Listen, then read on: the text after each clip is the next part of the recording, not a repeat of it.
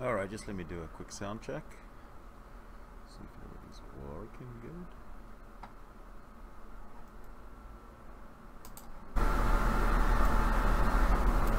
Alright, just let me do a quick sound check. Yeah, seems like it's doing good. Alright, everybody, hello.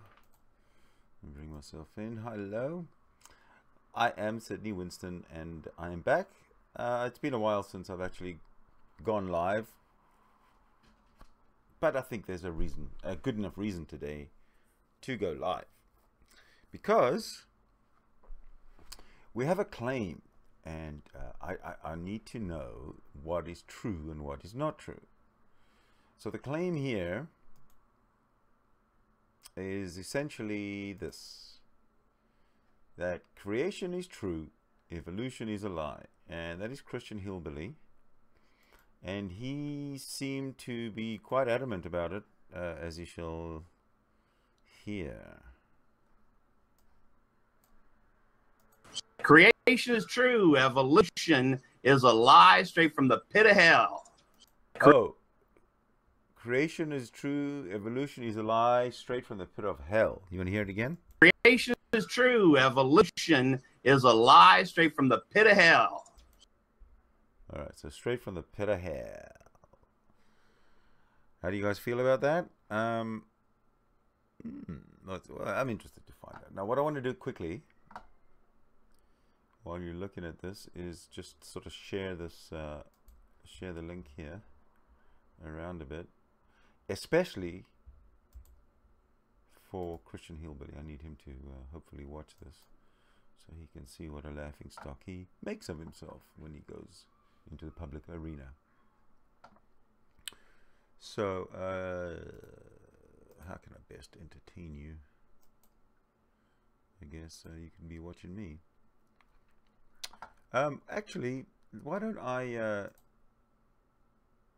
have Christian Hillbilly tell you a little bit more. Christian Hillbilly, take it away, buddy.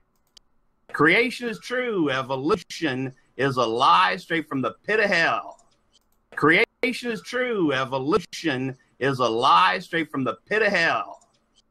All right. Well, we're going to go ahead and get started here and discuss a little bit about how science kills atheism. I think the first thing we need to talk about is the fact that there is something rather than nothing.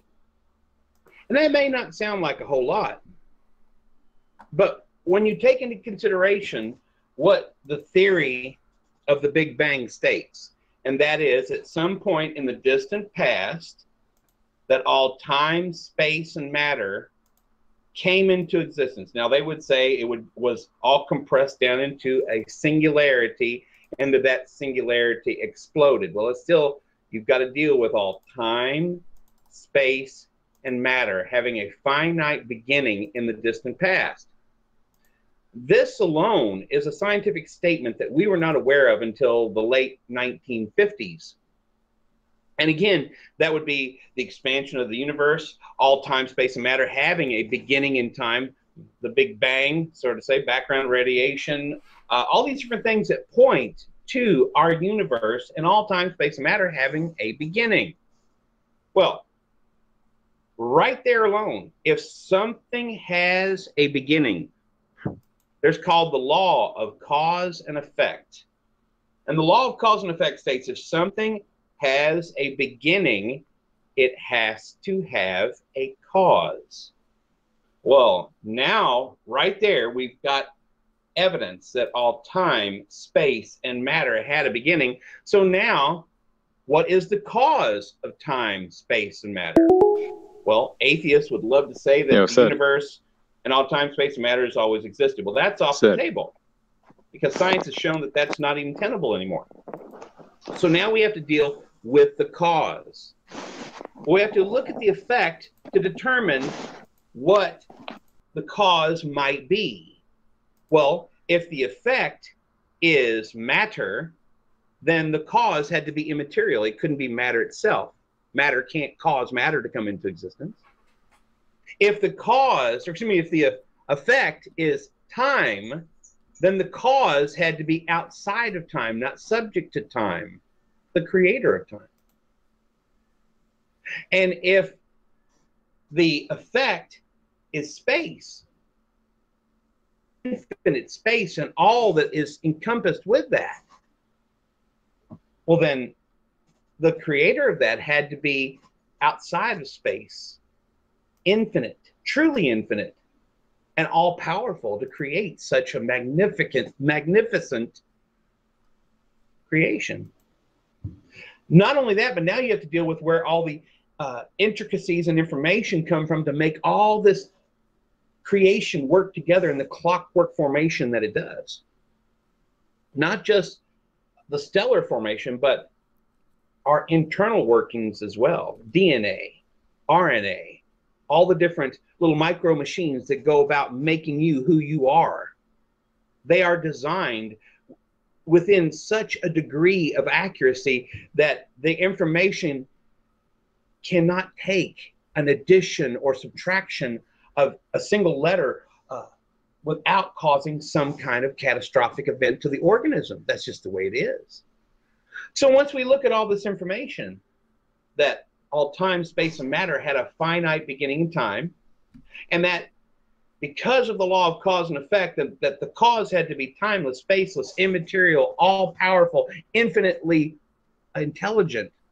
Right there alone points to the creator God of the universe, the creator that is mentioned only in this way in the Bible.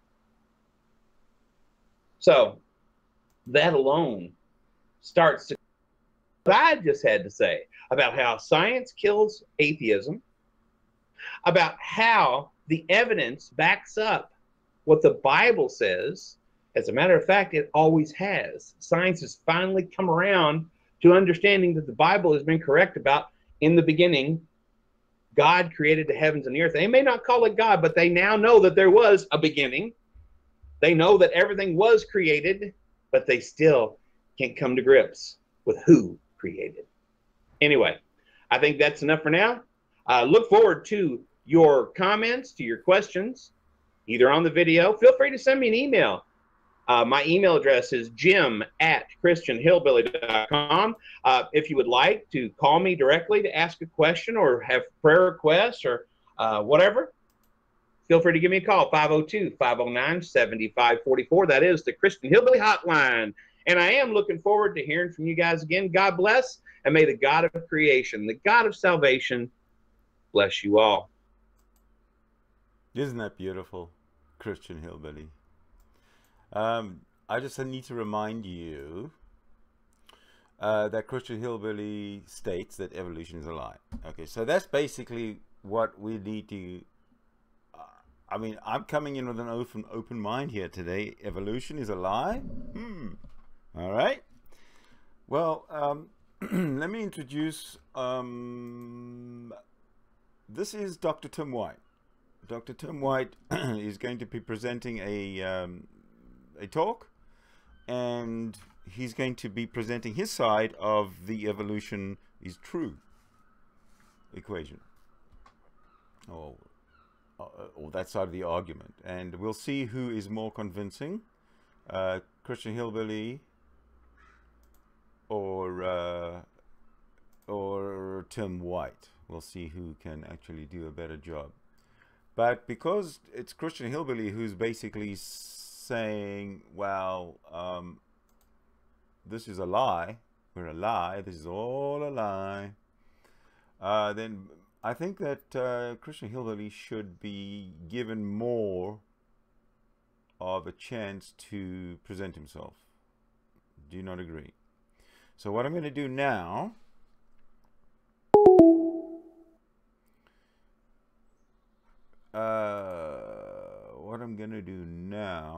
is allow Christian Hillbilly then to carry on doing his thing. Maybe I'll even, let's see, maybe he should let's see here. Sorry, but I'm also okay. Here we go. So let's see. This is the way I guess we could make that a little bit bigger, huh? Oh, whoops.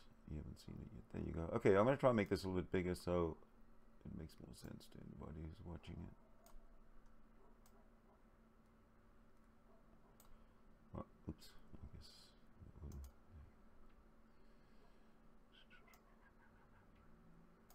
Okay. Now, here we have Christian Hillbilly. This is very scary, what we're going to listen to what he says. It's very scary. Listen to what Christian Hillbilly says. Okay, dude. Take it away. Well, good evening and howdy, ladies.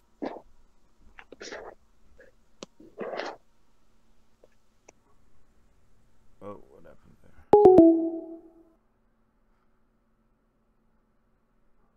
Oh, somebody's coming into the... I have a hangout going that's going to be useful later on. Obviously not right now.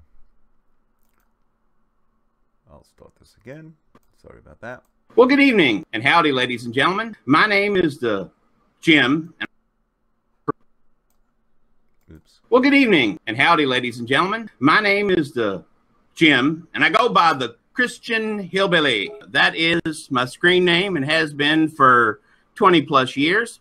I am a online evangelist. I'm a preacher, pastor, kids worker, you name it, I do it. Kids worker, did you get that? Kids worker, you name it, I do it. I love to preach the good news of the gospel. I love to teach people about how God's word works. I teach people about how God's word works because Christian Hillbilly is such an expert.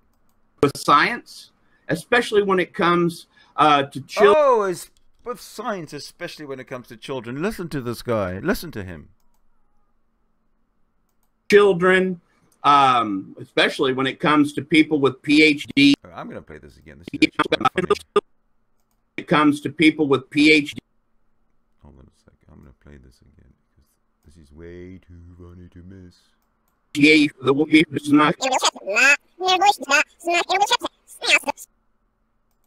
With science, especially when it comes to children, especially when it comes to people with PhDs and XYZs behind their name.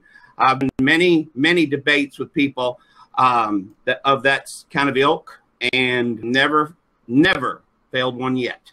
Okay, so he just made a claim that he's had many debates with PhDs and never failed a debate yet.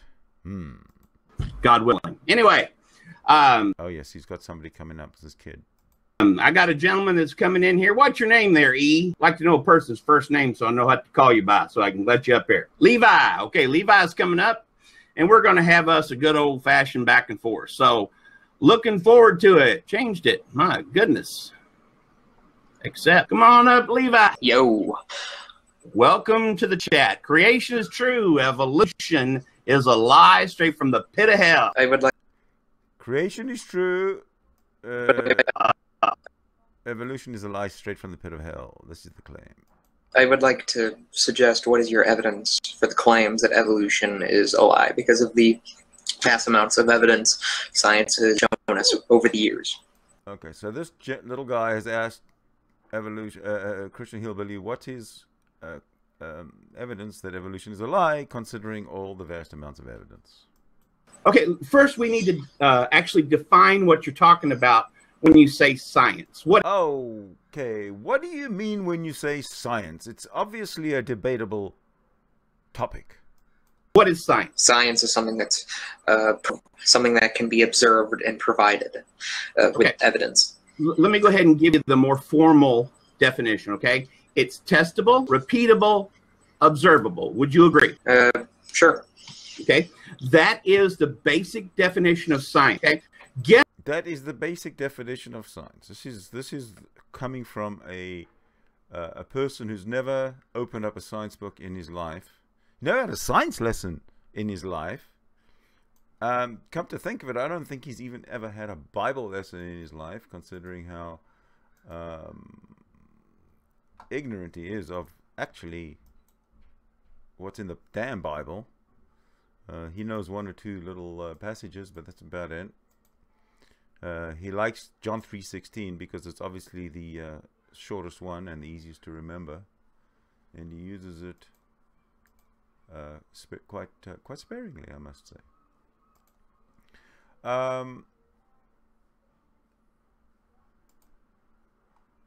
Carry on just for a little bit there, Jim. I need you to dig yourself a little bit more of a hole, okay? Guess what evolution is not?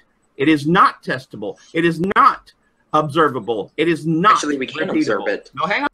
So evolution is not testable, not repeatable, not observable, but because Christian Hillbilly says so. Hang on a second. Don't interrupt. Hey, we're gonna. Don't. Oh, this is even better. This is where he comes up and he says, "Okay, this is what's going to happen. I'm going to talk, and I'll give you the nod, and then you talk, and then you give me the nod, and then I'll talk. Watch how quickly that breaks down." Back and forth, okay? When I'm done, I'll give you the little nod, and then I'll shut up until you give me the little nod, okay? But again, when okay, so that's his promise. I'll give the little nod, and then I'll shut up until you give the nod, right? Watch. See if this ever happens. Maybe once. When it comes right down to that, evolution is not testable, observable, repeatable. And the reason... Ooh, when I hear that, I got to just stop it just so I can just take in. What have I just heard? Evolution is not repeatable, observable, or testable.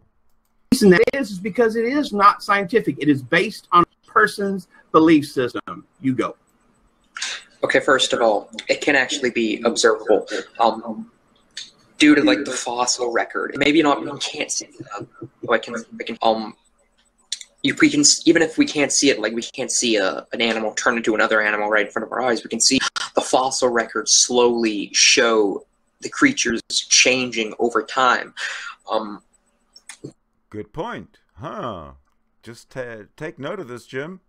That fossil records slowly change over time. Just keep this at the back of your mind, okay? Because the evidence is forthcoming. In fact, we can actually see evolution not like on a gigantic scale, but we can actually see it on a small scale, like in the Galapagos, where Darwin's finches had different beaks depending on the region where it needed, like a region where they needed to eat things that they don't have to kill for. They had more things that were suited for their environment. Plus, there's genetic evidence. We are related to everything on this planet, like in terms of relatedness. Can we do one topic at a time? Is that okay? Sure. Because I'm old, I'm 55, don't remember things very long. Here's the big excuse. I'm old, I'm 55, don't remember. Hey, he didn't even use the "I'm brain injured" in this one, but usually he says, "Oh, I got a brain injury," or "My head's all bashed in, and I really have memory problems, and I got problems with my mind, and my brain doesn't work right, and I believe in Jesus."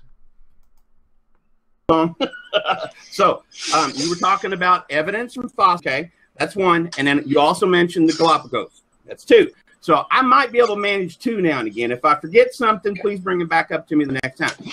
But when it comes to fossils, what are fossils? And again, because I like to teach, I like to ask questions to make sure we're on the same page. What are fossils?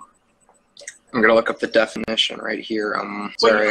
While you're looking that up, I'm going to go ahead and give it to you. Fossils. What are fossils? So while the guy's looking it up to try and explain, to try and give his answer to Christian Hillbilly, of course, Christian Hillbilly, instead of saying, "Okay, I want to hear what your answer is and what your definition, and we'll discuss it," he'll say, "No, here's your answer. This is what you're going to give me."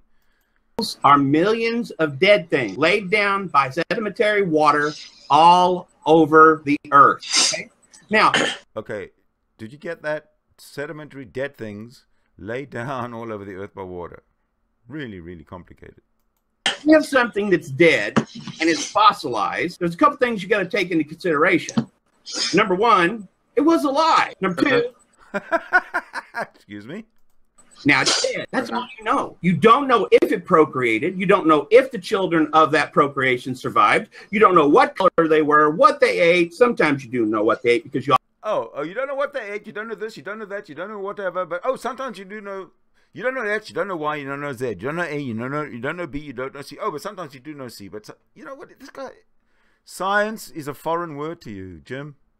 You also have what's called the fossilized scat, which really is amazing. Anyway. Okay, there now you gotta go to scat, amazing scat. What the fuck? Why is scat so amazing and fossilized stomach contents are not? Jim? I won't go there. But you have all this different stuff, but you don't have anything that point to any type of transitional forms. Okay. Okay. We don't have any transitional forms. Okie dokie. Well, Jim, it's unfortunate that you have to go to sleep and to bed right now, as I can see. But it's coming up. All this evidence against you is about to be piled right on top of your thick head. Okay, that's the thing about fossils. They once were alive, now they're dead. Really got nothing other than that. And okay. Fossils were alive, now they're dead. That's it. That's all you got. As a matter of fact, if you look at what's called the Cambrian explosion, okay, we go to the Cambrian explosion. Okay, this, ladies and gentlemen, is extreme bullshit on the part of Christian Hillbilly. I've heard this. You don't really want to hear it anymore. It's honestly nonsense. So, hey, someone's talking to me. Yeah, I'm getting discharged on July 26th.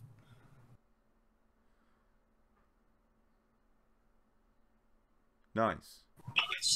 So I will be on Discord or Google Hangouts that day. All right, cool. I don't have my phone while I'm in Pinoca. Okay.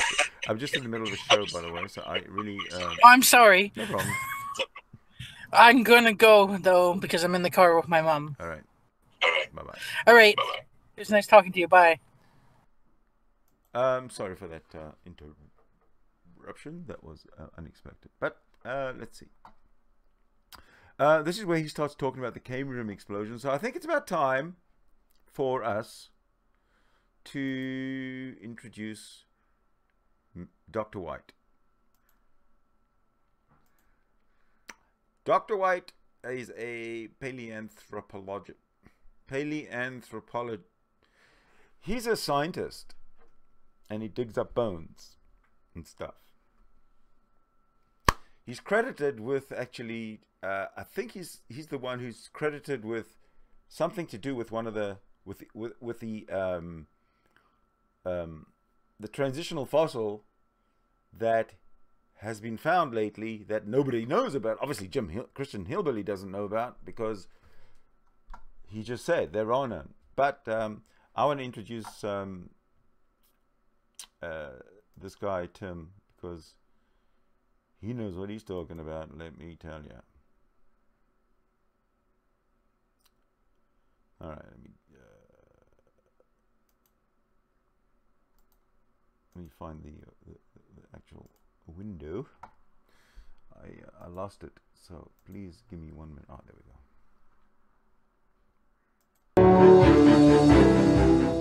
From the Howard Hughes Medical Institute, the 2011 Holiday Lectures on Science.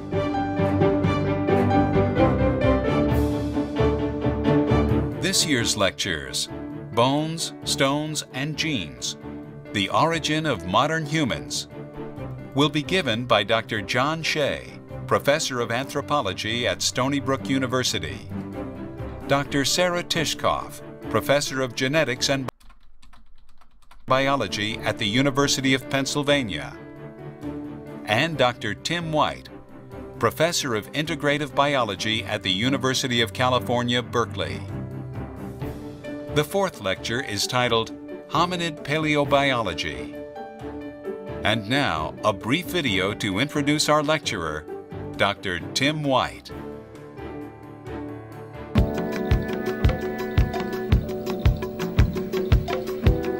The traditional image, I think, of the paleoanthropologist is a sort of an amateur who rides off into the desert on a camel, kicks some skull out of the sand, exclaims, "Eureka!"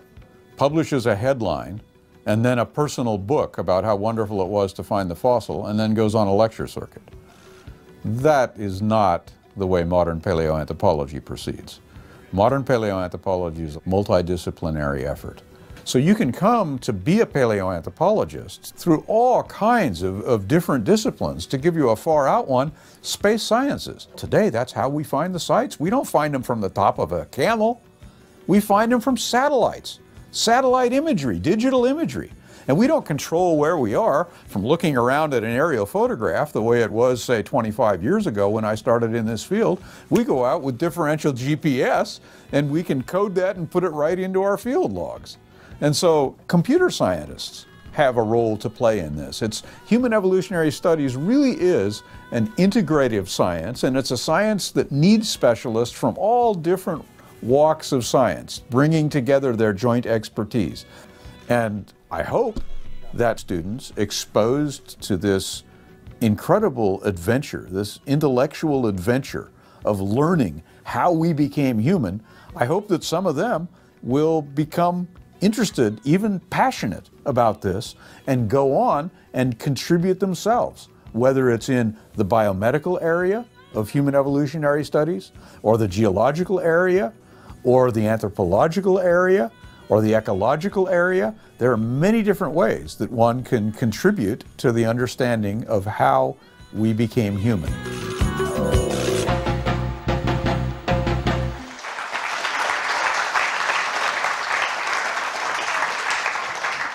Hello again, and thanks again to the Howard Hughes Medical Institute for providing this venue and this opportunity we have to talk about hominid paleobiology. I've broken this into two modules. The first one we're going to go with is our last 4 million years. We're going to have to proceed pretty quickly to cover 4 million years in 40 minutes.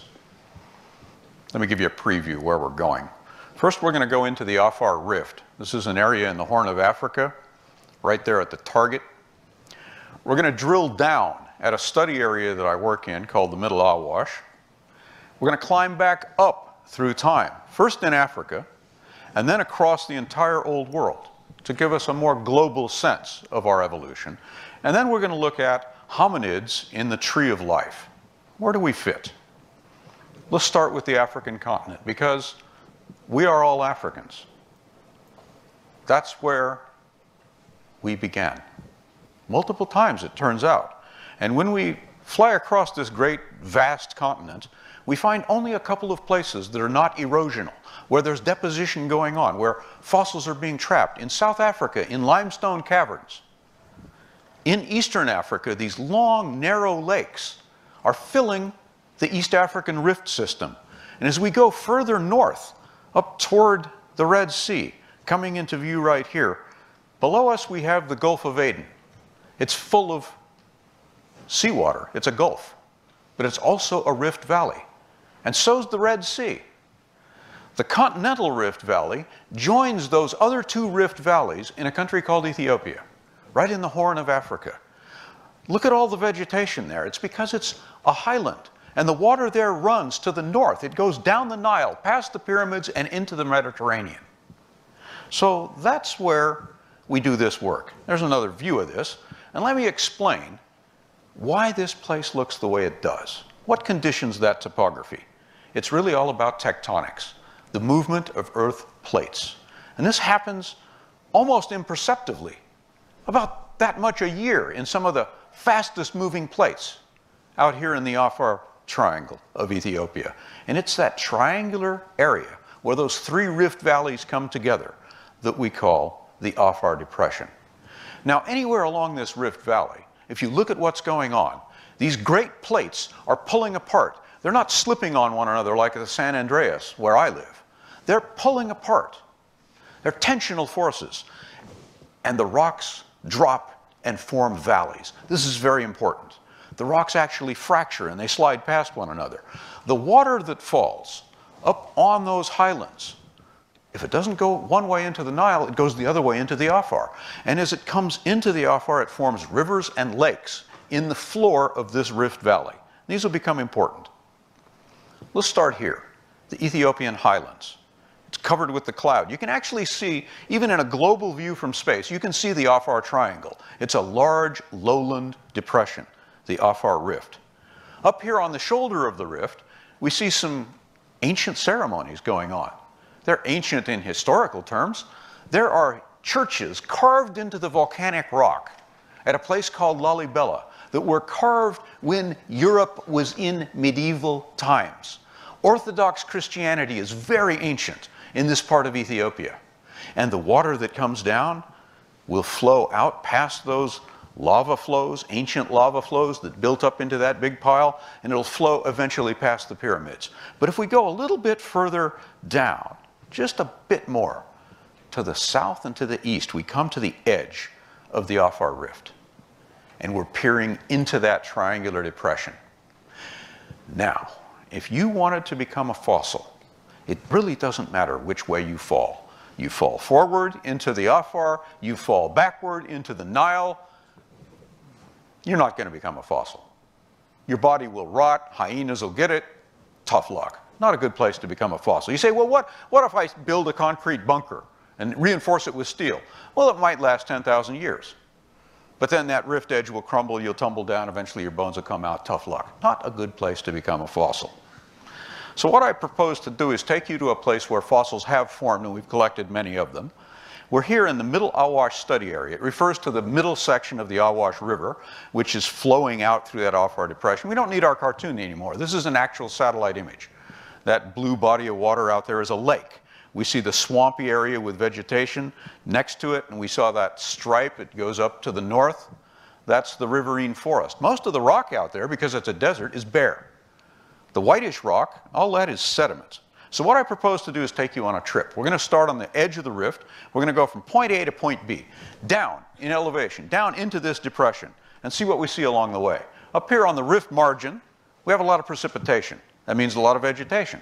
And a lot of that vegetation today, of course, is agricultural. People can grow crops up there, and they do. What happens when we get the cars down a little bit further into the rift? Well, it gets dustier. And the agriculture disappears because you can't do it here. No irrigation. When you go down even further, it gets spottier and spottier. Now you're almost out on the floor of the rift. You see that mountain out in the distance, that little peak over on the right-hand side? That's a volcano. 2 million years ago, that volcano was not there. That's a new volcano. 2,000 meters it rises today above the Afar Plain, all built in the last 2 million years. 2 million years ago, see these great big cobbles that are on the road there? They didn't bring those in dump trucks. Those are there naturally. And yet they're way up above. There's no river to bring these big rounded cobbles into place. How did those get there? Well, the secret to all of this goes back to the tectonics. It's all of those earth movements that are going on. And we have to pay attention to that when we're working in this area. Now we managed to get down that escarpment. We get our cars out onto the flats. You're on the floor of the Afar now. You're about 800 meters. And we're in a rain shadow. Not much vegetation out there. It's kind of a grassland savanna.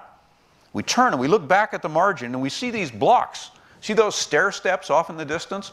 Those are the fault blocks. Those are the big, big pieces of rock that have dropped as this rift valley extended through time. And finally we get the cars out. This is how we go into the field every year. It's a very remote area. A pretty big crew of people. So we're almost to point B by the shore of that lake. This is what the lake looks like from an airplane. We look across, we see the volcano rising above the Afar Valley floor. The river's running right down the axis of the rifting. Now, if you wanted to become a fossil and have your body transported across 1 million years of time, face plant right here and stay. And you don't have to face plant. This is kind of a dangerous place. The Afar people bring their cattle down there. You have to watch behind you. This lake is absolutely full of crocodiles. And people die there. And we find their bones right in these swamps. They are fossils of the future.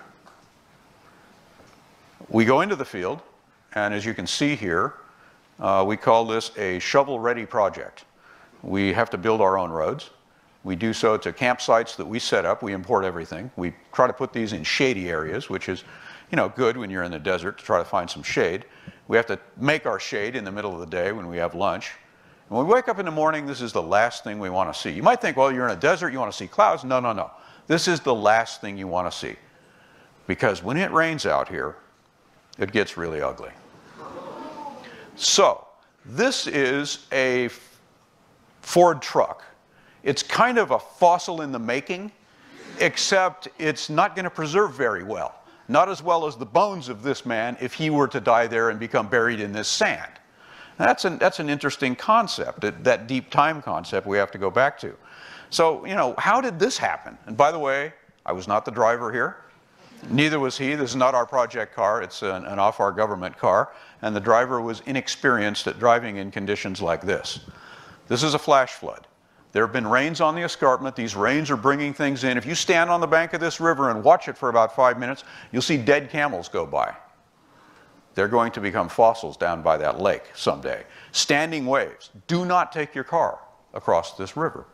We look a little bit upstream and we see that this river has a lot of capacity. It can move pretty big things. No big boulders like we saw way up on the hill, but little clasts, just like the ones that you use as hammerstones when you were making the stone tools. Rounded river stones right there. And hominids have been exploiting these kinds of rivers coming into the off-bar for 2.5 million years to make these sharp-edged stone tools. An amazing thing. Now let's see what happens when this river gets even more water in it. It goes what we call over bank. There are natural levees, and it goes out into something called a floodplain. And the reason they call it a floodplain is because it's flat, it's a plain, and it floods when the river goes over bank. And if you walk out there, for example, to say, well, let's divert some of this water to keep it from going into the camp, and we'll dig a trench, and you set the shovel down, and you turn around, you turn back to the shovel, it's likely that this creature it lives on a floodplain. It does not have an internal skeleton, but it will climb up your pant leg. So when you're on a floodplain in a rainstorm, tuck your pants into your socks. Now we go to the camp. There's bad news in a camp. You got to pick the tents up, move them out of the water. The shade was nice, but the trees were there because that's where the water ends up pooling. It ponds. That water brings in sediment, not sand. It can't move it. It's too slow. Not big cobbles, can't move it, too slow. It brings in silt, clay, suspended matter. And when this water evaporates, after we're gone, this water will evaporate and that particulate matter will deposit about that much this year. And it turns out that this is just the top of the fossil record. This guy's shoe could become the most recent fossil in the entire record here. We actually know that this has been going on in this region for millions of years. And if we drilled down, we'd find about 1 kilometer worth of sediment right below us. And that's what we're going to do. We're going to drill down in the Middle Awash. Except the problem is, if we use a drill rig, we're only going to get a window about that big into the past. And it's not very likely that we're going to even hit a hippopotamus with a drill only that big. So what we want to do is we want a bigger window. We can take advantage of the tectonics. Look back into the margin, you see those fault blocks. We're looking right here into the blocks where the faults have exposed the ancient sediments. The sediments today are forming at the bottom of the lake. Those are the modern sediments. And out on these floodplains, out in the axis of the rift. The ancient ones have moved to the side with tectonics, up come the rocks, and they're scattered around this area right there. They're the whitish patches. You can actually go up and climb up on one of those patches. These rocks are 5 to 6 million years old, and they have fossils in them. And you can find the fossils. And a key part of what we do is to look for volcanic rocks. And remember, that rifting process has weakened the Earth's crust. So magma under pressure exploits that, and it comes in the form of volcanoes, both lava flows, very viscous, and explosive volcanics that blow huge amounts of ash all over the landscape. These are very useful things. And this is going on today. We can watch the process. This is an eruption. November 2008. You didn't hear about it here. It wasn't widely publicized. But this is a big plume. It looks like a cloud, but actually it's not. It's an exploding volcano. And that's the ash plume, and that's it from the side. This is venting up to cubic kilometers of material as volcanic ash, and it rains out across the landscape. And a volcanic eruption happened there 3.8 million years ago. And actually, they've been erupting all the way through time. And we can use those. And I've got a sample of the 3.8. We call this the cindery tuff. I'm just going to pass this around so everybody can have a look at it. That rock, 3.8 million years ago, was so hot, it was coming from a volcano. And it came out, landed in a lake, and you can see the layers as this little sediment was washed around, and all of a sudden, frozen, perfect. We're looking for that. Our project geologists go out and find those rocks in places just like this, eroding sediments. And the geologists keep time and determine environmental settings by going to these rocks and sampling them. So this man is taking a rock hammer and knocking off a chunk of rock from one of these volcanic ashes. We can use our reading of these rocks, our geology, to understand the structure of this region, how it's changed through time, the stratigraphy, that is how the layers accumulate, the sediments, whether sand or silt or big boulders, we understand how the water moved. We can look to geochronology, as John Shea mentioned yesterday. We have tools that we can use on these volcanic rocks that are kind of timekeepers. In fact, we've used it on that one there. That's why we know it's 3.8 million years old. We've used this decay of potassium into argon to determine that. We can even do more. It turns out some of these ashes are so well preserved you can actually see the glass shards in them. And if you take these glass shards and use an instrument called a microprobe, you can find out what the chemical composition is of this volcanic ash. And it turns out that every magma chamber has a different composition, so we can fingerprint each volcanic eruption and tie these things together across the landscape. And since the volcanoes were so explosive, material went stratospheric, it went over the Gulf of Aden, fell down, and the deep sea drilling program found the same eruption fingerprint down in the sea sediments in the marine record. So we can know what's happening with global climate change, and we can check that versus what we're finding on land. It's an amazing story that can be told, but it can only be told with the combined effort of all of these scientists. So we've been working on this since 1981 with two basic things in mind. One, conducting scientific research to get these answers about the past. And second, building local capacity. We have specialists from lots of different disciplines. We've arranged this here alphabetically. Archaeology is not necessarily the most important thing we do, but it is a very important thing that we do. Countries. People from around the world do these studies. It's truly international. We've recovered thousands of vertebrate fossils, geological samples, artifacts, and we share the data, as scientists do, through peer-reviewed publication in different journals. We've published, for example, on this project over 6,000 pages. And there are online resources you can go to learn more about the project and paleoanthropology in general. Now let's think about these geological samples. Here's a plot. There's our lake. We looked at it before. It's 15 kilometers long for scale. And we're looking out here at a whole series of geological samples taken over the last 30 years. That rock is one of those samples.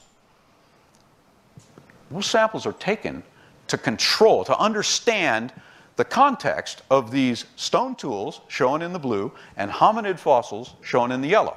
But we're not there only for hominid fossils. In fact, most of those 20,000 fossils are animal fossils of different kinds that are not hominid. And we found that from this layer cake of rocks that's a kilometer thick.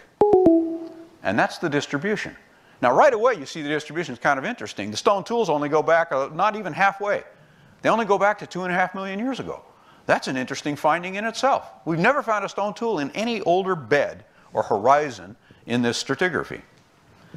Now, we shouldn't think of it as a marine record with a slow, gradual accumulation. This is more like a snapshot, more like the flash flood.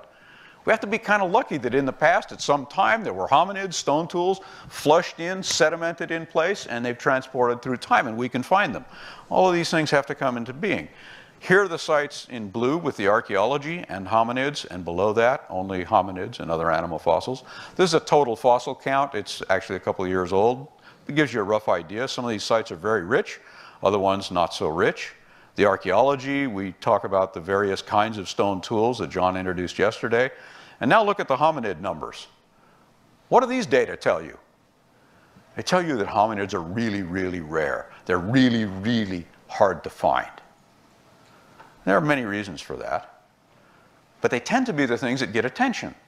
We'll talk about that this afternoon, but we've published in a number of different places, and these publications get picked up. Here's one at 0.16 million years ago, 160,000 years ago. Let's take a sort of a big view of this, a global view. There is the fossil from 10,000 kilometers out, courtesy of Google Earth. Let's zoom in. There's our Awash River. We're in the off our triangle. That's 1,000 kilometers above the surface. 100 kilometers above the surface, we can see where these geological sample points are. We superimpose on that the fossil localities. A lot of localities, and some of these localities have hundreds of fossils. The locality boundaries are seen at 5 kilometers out. and we zoom in to 1 kilometer. You're 1 kilometer above the surface. You look down and you say, what in the world? Are we looking at fossils there? No, not at a kilometer. But you're looking at some interesting things. Now, if you ask a cell biologist to identify these things, they'll say, well, you know, it's a nuclear membrane and mitochondria and so forth. But not at a kilometer, all right? At that resolution, this is a ground view, a side view of what you just saw. This is an off-our village called Herto.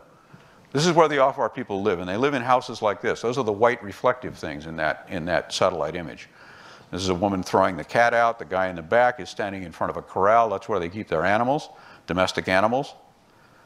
Individual fossils are seen, the localities anyway, from this kilometer out.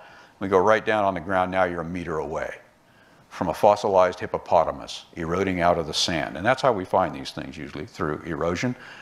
We notice them on the surface, and then sometimes we excavate to find out the details surrounding, in this particular case, the hippopotamus skull. In the meantime, the geologists are taking samples, they're dating the samples, and we find out that this particular hippopotamus is that old. Now, before we get much further, I want to take you down the paleo pipeline so you have an understanding of how all these different sciences are integrated in the search, recovery, preparation, analysis, and publication of fossils. So let's go back into space again, big picture kind of stuff.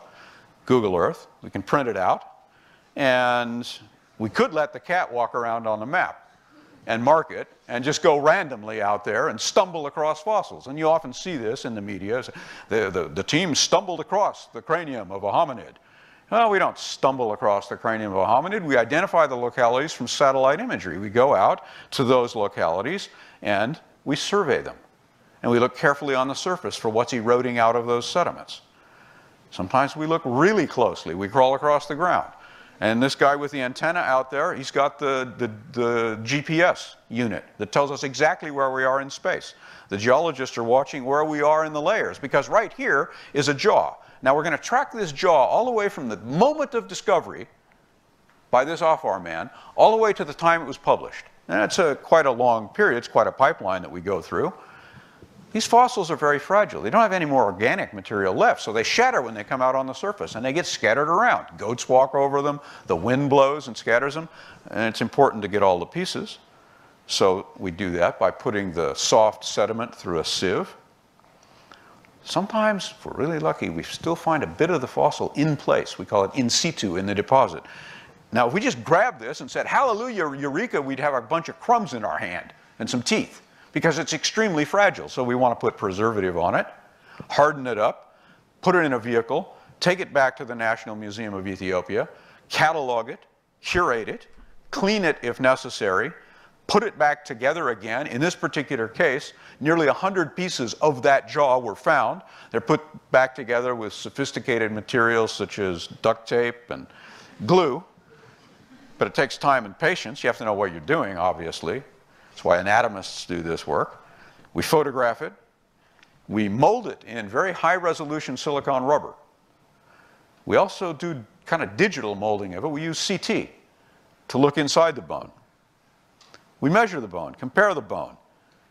And then when we're satisfied that our results are accurate, we make our interpretations, we write them down, we send them in for peer review. Now, what's peer review? Well, it goes to colleagues, often they're anonymous, and they look at the paper we submitted, and they give suggestions, or they say this paper is really bad, don't publish it, or publish it right away, it's perfect the way it is. That never happens. But they make comments, and then we authors get the comments back. This goes through cycles, and then eventually things get published. This is how science works, and eventually you see the publication. In this case, now that jaw is finally published, and there it is on the left compared with 2 other species of hominid. And this was published in 2009. So it's available to you. You can go online to the science website and download that scientific paper where that jaw is described. And then, of course, when that happens, often the media, if it's an important discovery, they will cover that. And so you'll get a worldwide distribution, particularly now with the internet. But museums are also important repositories. This is the National Museum of Ethiopia. And so in these museums, things can be observed by the public. But how do these scientists do that work? Who puts that infrastructure together? Who trains these people to do this kind of work? Well, that's a big building process. One of the things that's been happening in Ethiopia is recognizing the importance of these antiquities the Ethiopian government constructed over the last 5 years on that foundation a very big building. And that's pretty much what it looks like today, except it's just been occupied and we're starting work there. This building's been equipped. It's fantastically organized. All of these fossils, all cataloged, curated, cleaned, available for study by other scientists right now. So this is an Ethiopian, one of the poorest countries on the planet, recognizes how important this is and has invested these resources to protect its antiquities. That's impressive.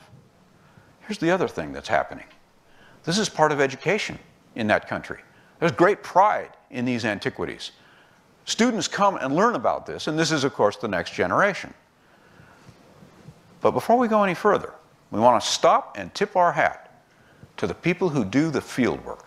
Sometimes the most difficult, the most dangerous, certainly the most dirty part of the whole operation. These are the people. This is the Middle Awash team. And this is a different look for research in Africa. This is not the colonial look. This is the Ethiopian look. This is the African look. This is the international look. We have people here from Turkey, from Tanzania, from Ethiopia, from the Afar government, the local people, and we all work together to generate this information. So when we look at this information, let's keep those people in mind. Now let's go back to our geological samples, and we'll go to the very top of the sediment stack, and we'll meet this man. His name is Abdullah, and he obviously has an AK-47.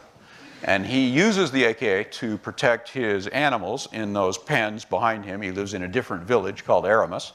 And here's Abdullah. Now, when you look at Abdullah and you compare him to me, we'll do the profile here, of course. You know, I look pretty different from this guy, right? I mean, this guy's got a lot more hair than I have. So it makes it hard to compare his skull with mine, so we have to do this. And pretty much when you look at his head, it looks like my head, it looks like the head on this human, it looks like this human head over here. We can turn it sideways. That's a human cranium. So there are some predictions in the world, and one of the predictions is that humans were created exactly the way we look today, 6,000 years ago, and we haven't changed since. Well, that prediction has consequences. If we drill down through time in this place, through this stack of sediment, we should find humans from top to bottom. So, testable, let's take a look at what we found. Start on the top, drill down in time. We should find, according to that hypothesis, human crania all the way down the stack. Well, we start on the top of the stack, and so far, so good. This is exactly like what you guys were trying to make yesterday with obsidian, except I don't think anybody, even John Shea, probably would say that he might not be as good as this Middle Stone Age stone napper that made this point about 80,000 years ago. And we have some skeletal remains of these people, and they're anatomically modern. So far, so good. Let's go down the rock record. New York Times headline, "In Ancient Skulls from Ethiopia, Familiar Faces." This cranium, some important facts, basic ones, is 155 to 160,000 years old. This man lived 6,500 generations ago, and this is the earliest Homo sapiens. That's this cranium from the Middle Awash. It's known as Herto. It's found right outside that village we zoomed in on. That's an impressive cranium. Is it a human? Well, that's where it was in space. That's where it is in time. We're pretty much close to the top of the stack of rocks. We've got a pretty complete cranium, so we ought to be able to do something with this. And there it is. You can come after the lecture and handle it and take a look yourself, but we did some comparative work on this. And I want to show you how it comes out of the ground, because there's a misconception. These things on the table have been specially selected. They're our most complete crania from this sequence in the Middle Awash. You don't get to do this very often as a paleoanthropologist. It's not a weekly occurrence. It's not a monthly occurrence. It's not a yearly occurrence. A few times in your lifetime, if you are lucky enough to find something, and it's not really luck, as we know from the fossil pipeline, right?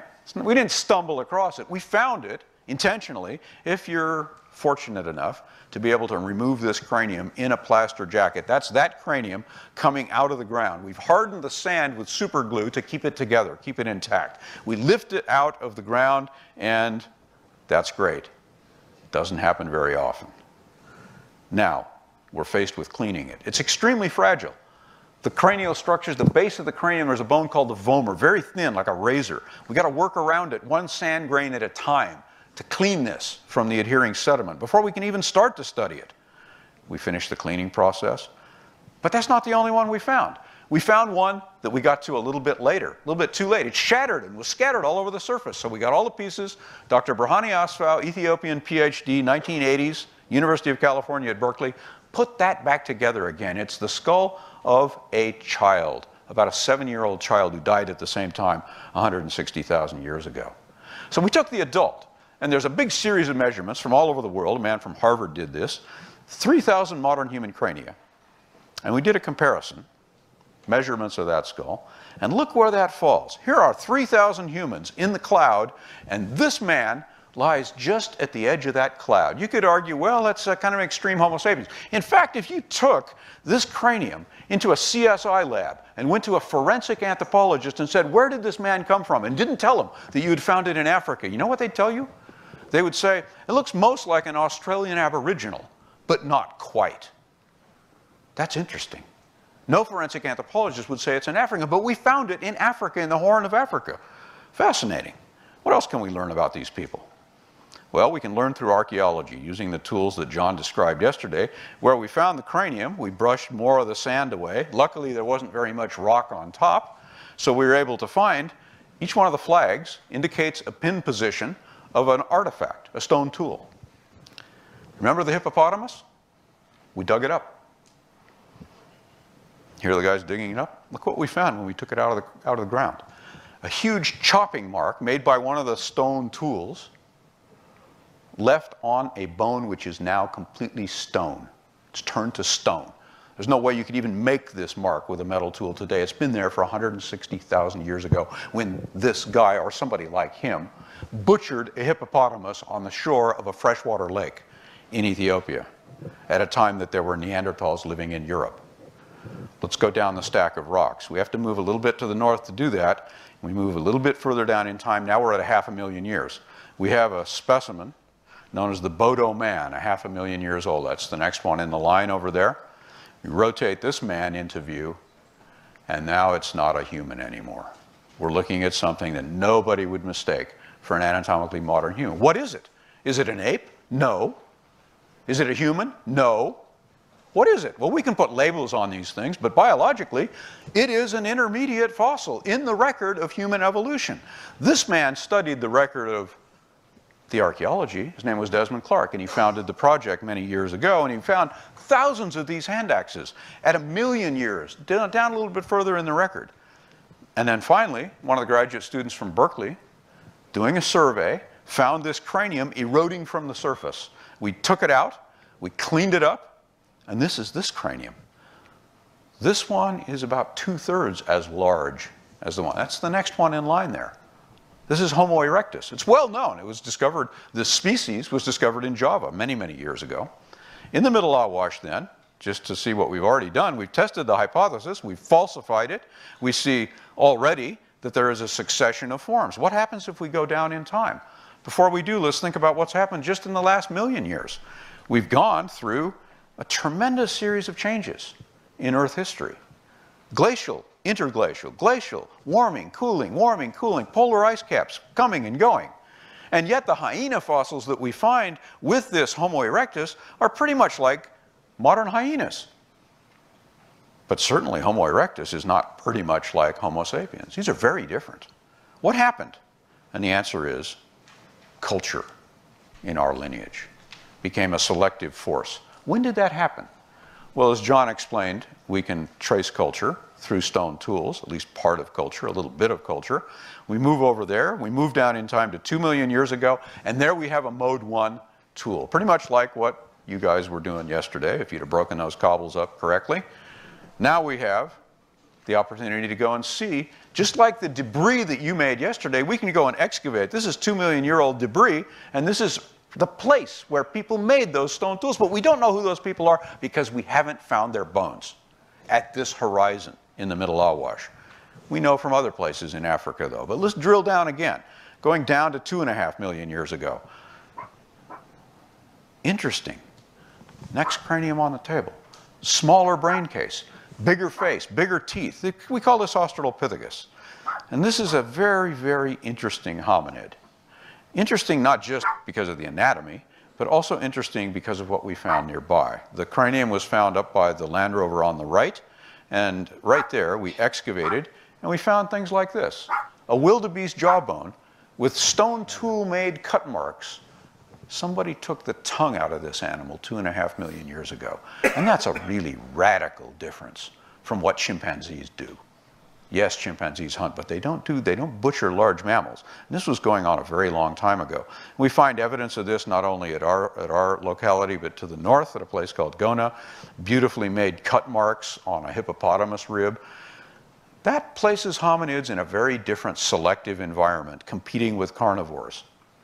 But that's also where the stone tool record stops. From there on, we can move to sites, and we have lots of them, but we've never found any stone tools. We find hominids. In fact, just to the north of our study area, the famous Lucy fossil was found 3.2 million years ago. In our study area, we have the same species at Maca. A little earlier in time, 4.1, we have the direct ancestor, it appears, of that species, all Australopithecus. So it's not all humans all the way back to 4.1 million years ago, even in one valley in Ethiopia. What about globally? Well, let's climb back up through time, first in Africa, then across the old world. We expand our field of view to Africa. We ask what happened. Early Australopithecus, the Lucy species. It evolved from an earlier variety, Anamensis into Afarensis. We call this, in paleontology, we call this a chronospecies. One species lineage arbitrarily divided into labels that are called chronospecies. We know these forms well.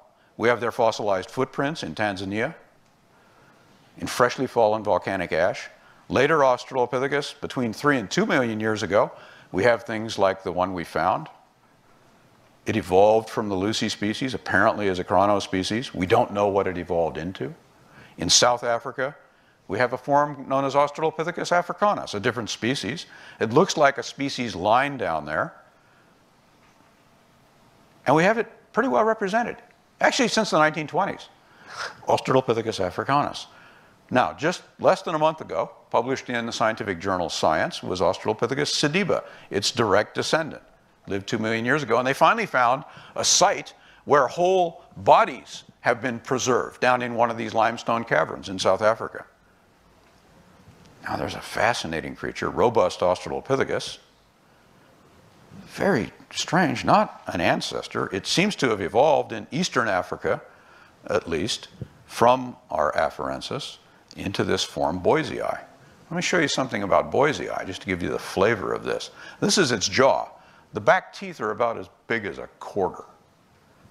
That's a huge modern human jaw. It's an Eskimo. Huge, huge cranium. We have one of these up on the table here. What I've done, you see, I've broadened the field of view, so we're looking at things that never lived, or at least we haven't found in the Middle Awash, but these things, like this robust Australopithecus, lived in other places in Africa.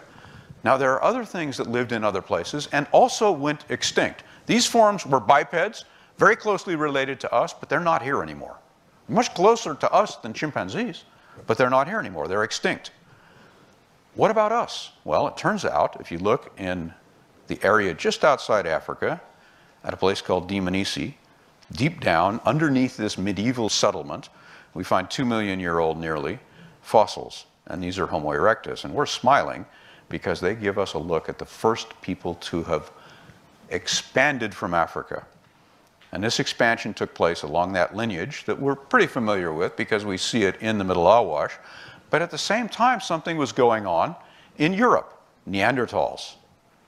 Sarah talked about that yesterday. We call the earlier chronospecies heidelbergensis, the latter one Neanderthalensis. These Neanderthals are very well known, been known since the 1800s, all around the Mediterranean.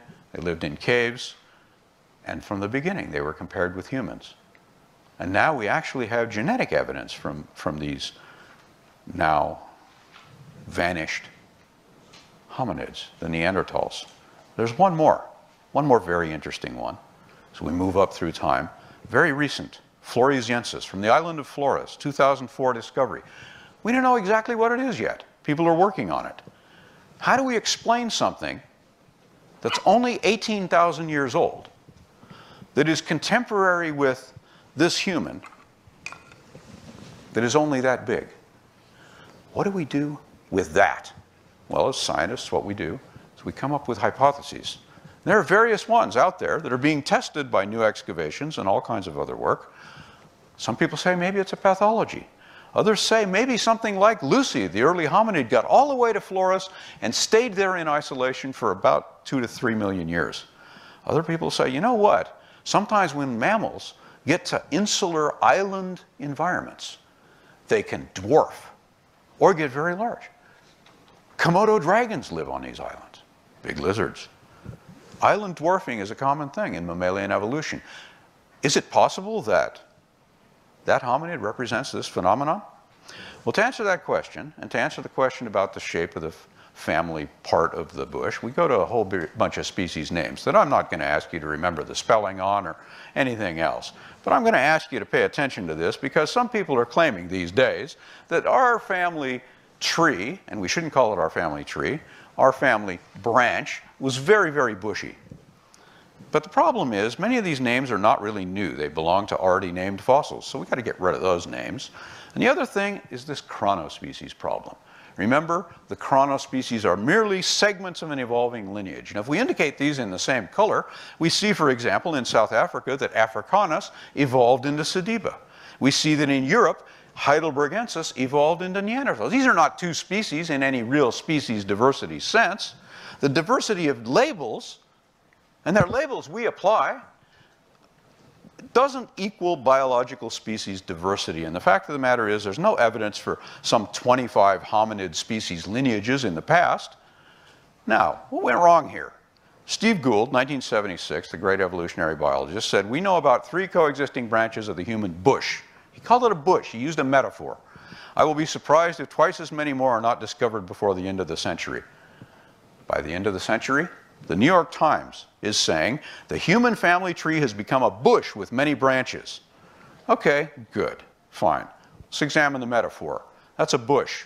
We slice across it, many branches. What's in the foreground? That's a cactus. Slice across it, a whole bunch of branches. It doesn't look like that either. If we're looking for a botanical metaphor for the shape of the hominid family tree, we have to go to a saguaro forest in Arizona. And we have to consider this. This is pretty much what we have just looked at, these representatives on the table. We have Flores at the very end.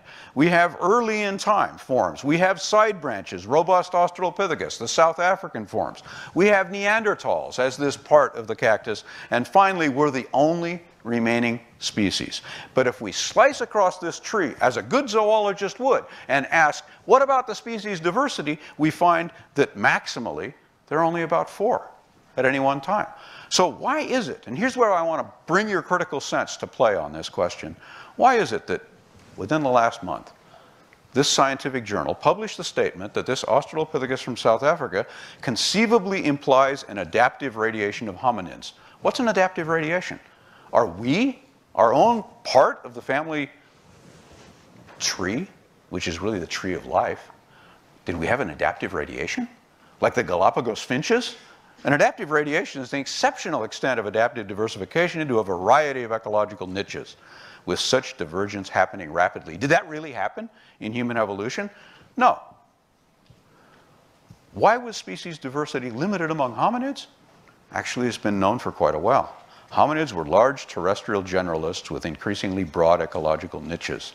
Intelligence and culture increased this niche breadth and reduced opportunities for sympatry. What it means is, at any one place, at any one time slice, at any one savanna or forest or other environment, you wouldn't find 20 or 30 different species as you do fruit bats or rats or all kinds of other organisms, not in humans. So the big picture, we start with Australopithecus at 4.2. 2.7, our own clade is established. Oldowan tools, large mammal butchery at 2.7. By around 1.8 million years ago, the first hominid expansion from Africa. 1.2, large, robust Australopithecus. That one there with the big face and the big teeth, they go extinct. 600,000 years ago, this European clade is established. It becomes Neanderthals. Anatomically modern people appear in the hair toe here, consistent with the genetic evidence that Sarah talked about yesterday. 30,000 years ago, Neanderthals go extinct, and this little, apparently dwarfed lineage on the island of Flores persists for a little bit, but doesn't make it. And so, at the end of that journey, we're the lone species standing. And our closest relatives, these, and these, and these, they're all extinct. So what about next? What happens before this? On our way back to that fork point with the chimpanzees. That's the topic of Module 2. So let's take a minute and ask any questions that you might have about this, and then we'll move more deeply into our past. Yes? How has our diet changed from our ancestors?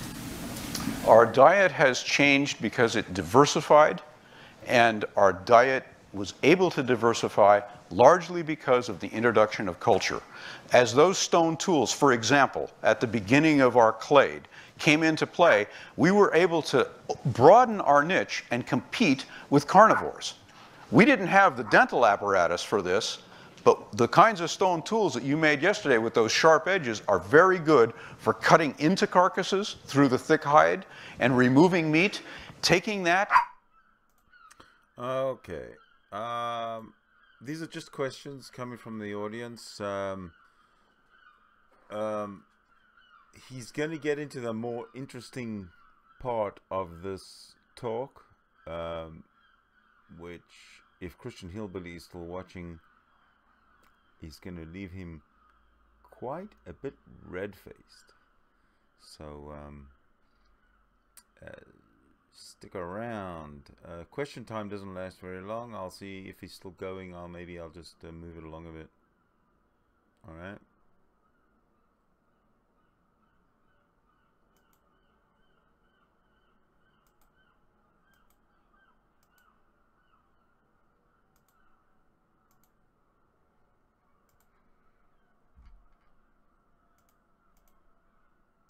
And my other question was, how can you tell the age? Okay. Let's take them in reverse order. How do we know the age? Well, remember John Shea's lecture yesterday. We can get the dating, but I think you're talking about the individual age of this. What we look for are developmental things. For example, we know in humans the third molar tooth comes in at 18 years of age. When we find a tooth, a third molar tooth, that's pretty heavily worn, we know this individual is much more than 18 years old. It's a full adult, and all the bones are fused up in the skeleton. So we can do individual age pretty easily through dental eruption and fusion of the long bones and so forth. When you say, what about the facial structure? What about when it's broken? Well, that's why we hope to find things that have whole faces so that they're not broken, and we brought some good examples here of that. I like this one because when you turn it to the side, its face is actually dished. And the reason for that is its cheekbones come so far forward. And the reason they come so far forward is this is the one with the big back teeth. That's run by a muscle that you can feel right here on the side of your jaw. When you clench your teeth, that's your masseter muscle. That's elevating your mandible against your maxilla. This animal was capable of spreading that across a very large tooth platform and running the apparatus with these huge muscles. Another muscle here on your temporal comes up from both sides, and it forms, in adults, a crest across the top of the head. It won't happen here, no matter how big the muscles get, because the cranium is so large. But this cranium is only a third the size. This extinct hominid, therefore, is a dietary specialist.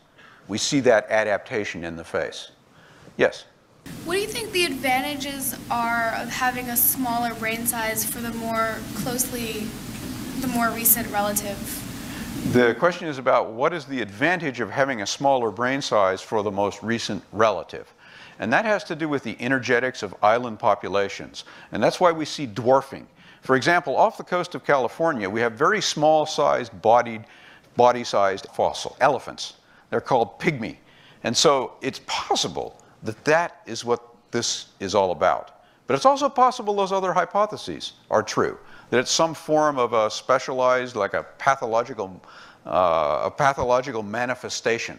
So there are these different competing hypotheses, and the bottom line is we don't know what happened here. But because the fossil was found, we can start to ask those questions and examine them from all different points of view. From a genetic point of view, if we can extract DNA, so far they've been completely unsuccessful at extracting DNA from this. Okay, let's get back to the past, because we have to go more deeply in time. What we're going to have to do is drill down in the Middle Awash, and it's actually the only place on the planet that you're able to do this. We're going to look at Ardipithecus and our place in nature. To preview the module, we're going to look at the historical context of this discovery. We're going to look at how we found this thing, how we came to understand it, and what it all means, and being evolution-minded. What about that? Well, here was a man who was evolution-minded, a man named Lamarck. He was an evolutionist. He wrote a book about evolution, the year that Charles Darwin was born. And in the book, he said this about the bimana, because in those days the anatomists classified things according to a different kind of classification system. They put bimana, meaning two-handed, humans, apart from the quadrumana, like this chimpanzee, who has 4 appendages that can grasp. So bimana, quadrumana. About bimana, he knew about humans. None of these fossils were available to this Frenchman. None had been found. It's 1809. And what he says is interesting. Moreover, if the individuals I'm talking about, moved by the need to grow higher, so as to see all at once, far and wide, over the grasses of the savannah, I added that, were forced to hold themselves upright, forced, and acquired from that constant habit from one generation to the next, you could turn something like this, a chimpanzee, into something like this, a human being. Now we know, 50 years later, when Darwin published On the Origin of Species, this inheritance of acquired characteristics no longer became a sufficient explanation. We now had natural selection to explain why things happened in evolution. But the roots of the savanna hypothesis were there in the early 1800s. The idea that something like a chimp, when exposed to open grassland environments, would turn into something like a human. Now, Darwin appreciated very clearly that chimpanzees did not evolve into humans.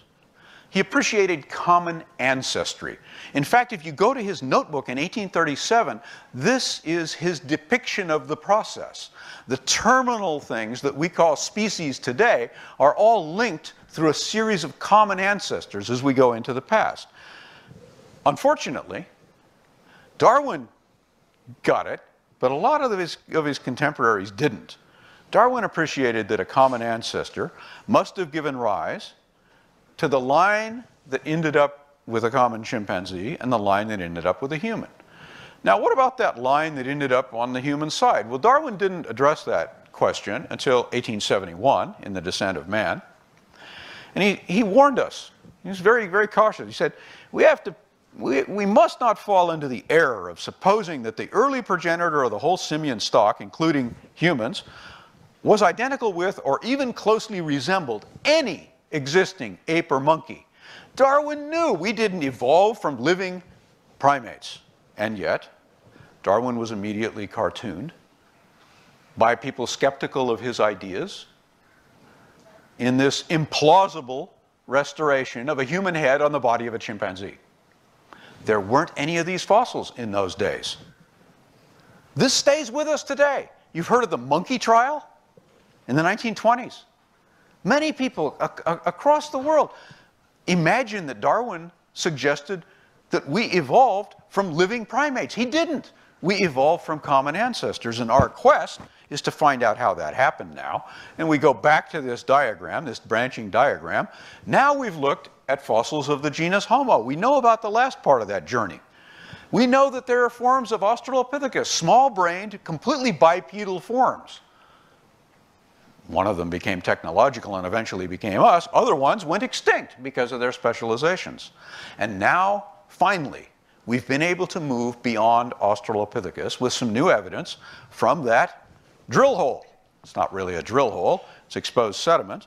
And it happens in Africa, and it happens in Kenya, Ethiopia and Chad. And what we have are the first windows into this time period. It is a chronospecies set. It's an evolving lineage, apparently. It is older than what we left the last lecture with, Australopithecus. We traced it back a little bit beyond 4 million. Now we're moving to Ardipithecus, over here in the geography, down here in time, 4.4 million years ago. The first time we've been able to look through that window, and what a window it is. For scale, our landscape, that's a Land Rover. Imagine finding a tooth out there. We have to go up in the air even to have a sense of what this place is like. Turn a video camera on it. We actually did this. We put an HD camera on the nose of a stable helicopter, flew it around, took footage. You can watch this on the website that's here. But when we get up in that helicopter and look down on the ground, we see a couple of cars down there, and we see this long stripe. We can trace it around the landscape. That's actually one of these volcanic ashes, very much like the one that I handed around. And that's dated to 4.4 million years ago. Now, you see these people, let's take a better look. Now, bring the helicopter around. We're looking down. What in the world? Here are a bunch of people crawling on their hands and knees across the burning desert floor. What are they doing? Well, they're picking up anything biological, anything that's eroding out of these sediments, ancient floodplain sediments, below this volcanic ash horizon that's up here just at the top of the screen. And they find them like this. This is a tooth of an animal called a kudu, an antelope. Occasionally, as you're crawling across, you run across something like this. You say, whoa, I'm getting out of the way of that. That's not a fossil. That one's alive. And what is that anyway? That's a dung beetle. You know how many species of dung beetle there are? About 5,000. A little different from the human saguaro cactus. We don't pick these up, but we pick these up. This is a 4.4 million year old fossilized dung beetle ball. Dung beetle's long gone, but the ball is there, fossilized, calcite on the inside. This is a rock. We find fossilized nests of these animals. We find snails. We find wood. We find millipedes, seeds, birds' eggs. That's a tooth of a mouse. These are the jaws of bats, a carnivorous bat on the left, a fruit bat on the right. All from sediments coming out from that volcanic, right underneath that volcanic ash. And this is what it looks like. Can you spot the fossil? Pretty tough work, huh? Got to get on your hands and knees. All right. Now can you spot the fossil? Yeah, you can kind of see that white thing there. You reach down, you pick up that thing in the middle of the frame. This is what it is. Wow, it's the lower jaw of a monkey who lived there 4.4 million years ago. This is what we do. This is how we recover the primary data. And that was happening one afternoon, late in the afternoon in 1994. It's a long time ago. Johannes Haile Selassie was a graduate student, Ethiopian fellow, who's at the University of California at Berkeley. He's crawling across this landscape, seeing eroding sediments, very much like this. And here's a case, a fantastic case in science of the right person being at the right place at the right time, not stumbling across a fossil. This is not chance. This is not luck. This is paleoanthropology, modern paleoanthropology. And he finds these two fragments. And he recognizes them right away as bones from the palm of the hand of a hominid, except we're missing the middle piece. So what do? Well, you know the pipeline, you know the drill. We've got to excavate, we've got to sieve. So we start sieving, we sieve some more, and we start finding other pieces. Johannes is getting pretty happy now. Another piece. Could it be the same individual? We start an excavation. We mark these fossils with a yellow flag so we maintain their position. The base of the yellow flag is actually the horizon, the level the fossil's found at. So here's this little hill. We've got to keep it wet, because if we don't keep it wet, the clay expands and contracts. These are floodplain sediments, and it'll shatter the bones inside. If it rained on this little hill for another 10 years, we would have a handful of isolated teeth. That's the timing. Amazing. This thing has been in the deposit 4.4 million years old, and Johannes comes around just at the time that these things are coming out of the ground. Wow. We take off the top of the hill. Look what we find. A dense concentration of these fossils.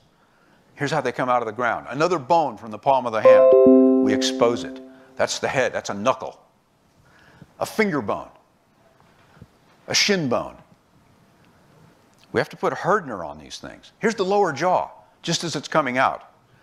We take a syringe and we inject a hardener into this sediment. You can't touch the bones at this stage. You have to solidify them, let them harden, and take them out. So we're dripping the preservative into place. Eventually, we take this out, and we do that, remove all of those fossils to the camp table.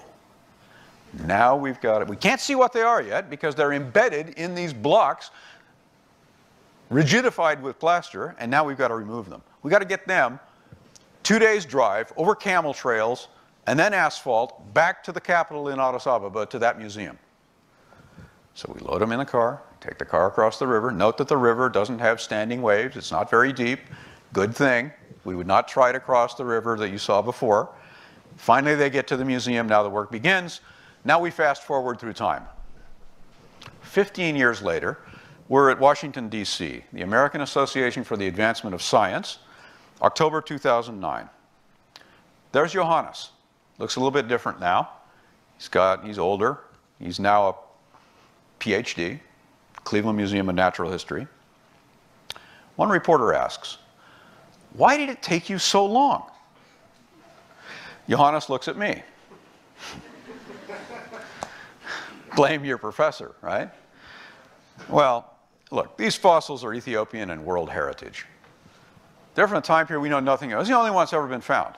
We screw this up, maybe nobody will ever find another one. This is an awesome responsibility and opportunity. We had to restore this hominid. We wanted to understand its biology. We started that, not with the hominid. Well, the hominid work was going on. We started with the broad question. What about the ecology here at 4.4 million years ago? How do we get back to what it was like when that animal, or human ancestor, or whatever it is, whatever it turns out to be after study, died and was buried there on the floodplain? Well, that's where the context information becomes important, because by this time, and we go back to the field again and again, we excavate 3 more years at that site to try to make sure we get every piece of this hominid. We go back again and again to get more bats and more rats and more birds and more turtles and more everything we can. We bring it back, 150,000 vertebrate fragments, invertebrates, soil isotopes, phytoliths, pollen, wood, seeds. Fantastic, a 4.4 million year old world, and we can put it back together again with the right people. And this takes some time. In this case, 17 years, 47 authors, 10 countries, 11 papers published in Science. All of these people are project members. They're specialists. Here's one specialist. This is the guy who does the bird bones. He faces bones like this that have been recovered from the field.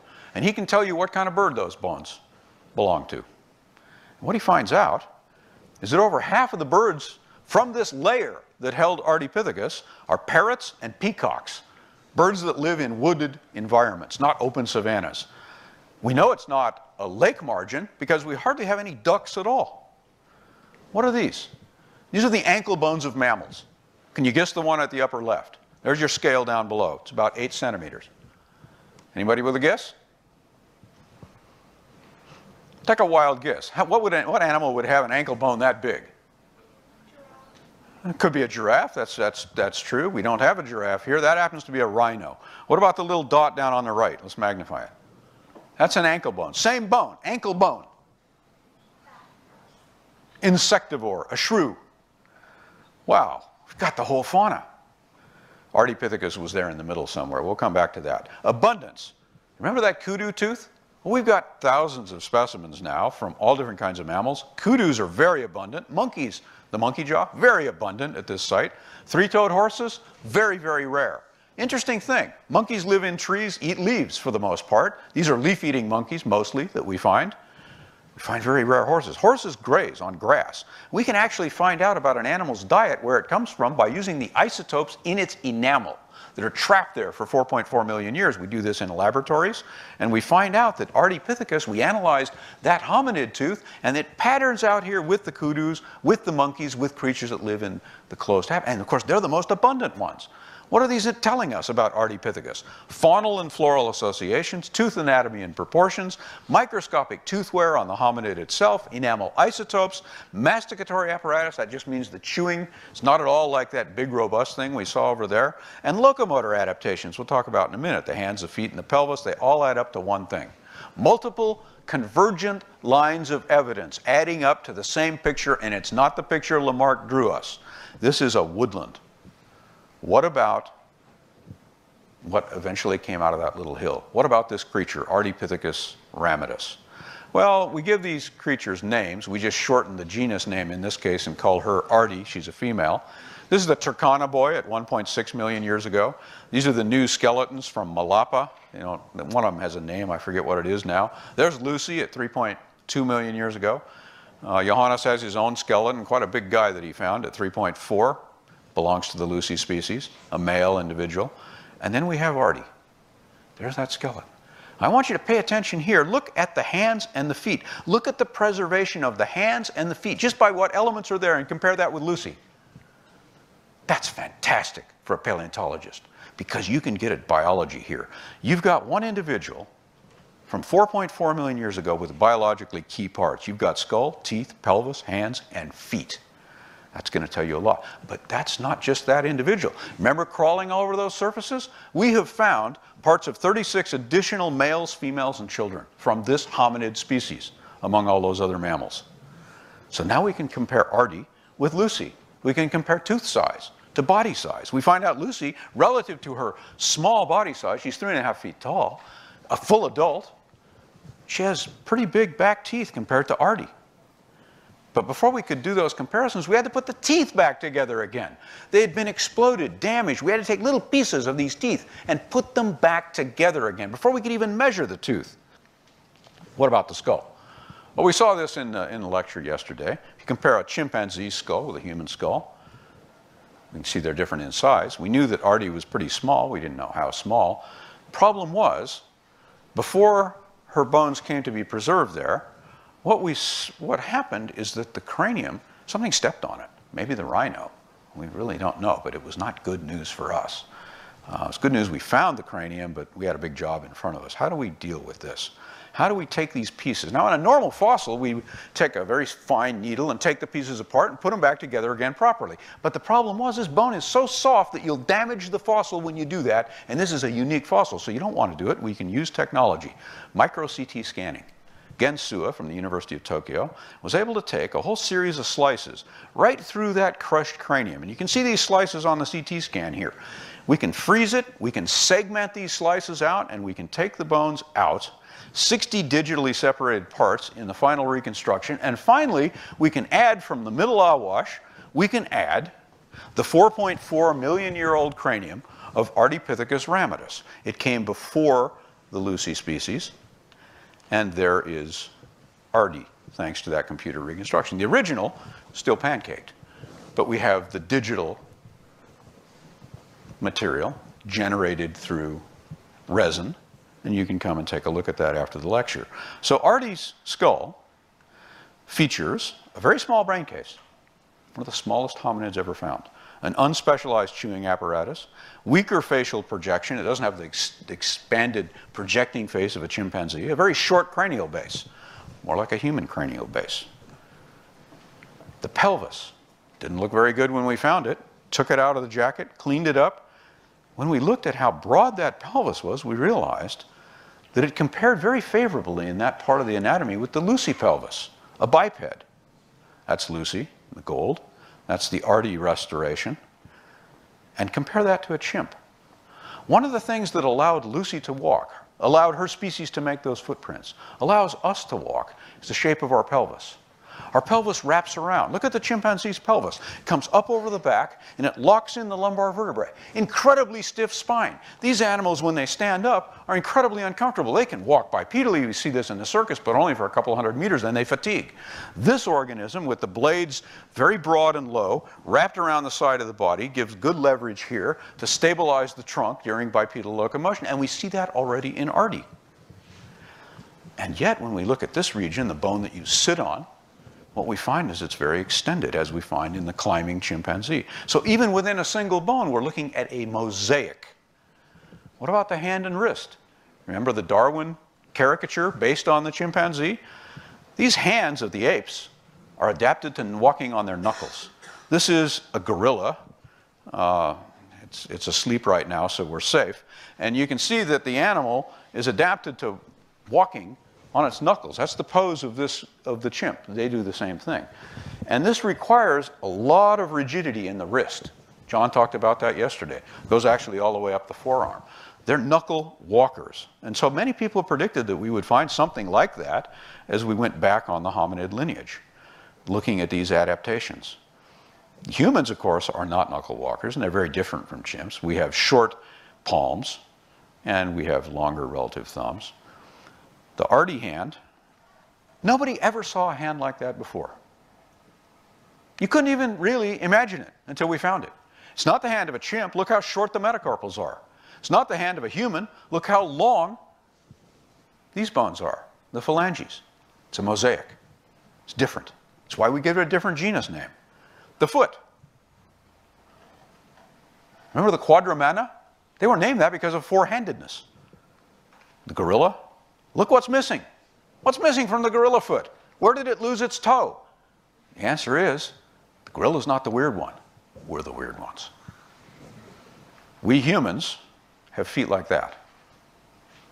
All other primates have feet like this. This chimp up here, divergent, big toe. Gorillas, orangutans, gibbons, monkeys, lemurs, all the way back to the base of the primate tree. It's a defining characteristic of the primate order. We have grasping feet, except for us. We don't. That evolved. That's what those footprints in the volcanic ash at 3.7 million years ago tell us. They tell us that we had evolved a fairly modern-looking foot even before our brain case expanded. And now with arty, we see something new. We go beyond Australopithecus. We see a foot that maintains that grasping ability of the big toe, but the lateral foot, the rest of the foot, is functioning as a rigid lever, not a hand. It doesn't have that grasping adaptation of the rest of the foot that the chimpanzee had. The chimpanzee went its own way. Now, what are we going to do with all these characteristics to make sense of all of this? We've got all kinds of things. We've got spine and cranium and so forth. We evolutionists pay attention to the new things in evolution. What are the new things? Where can we place this creature in the phylogeny, in the relationships? Has a part of the foot is like a human foot. The pelvis is more human.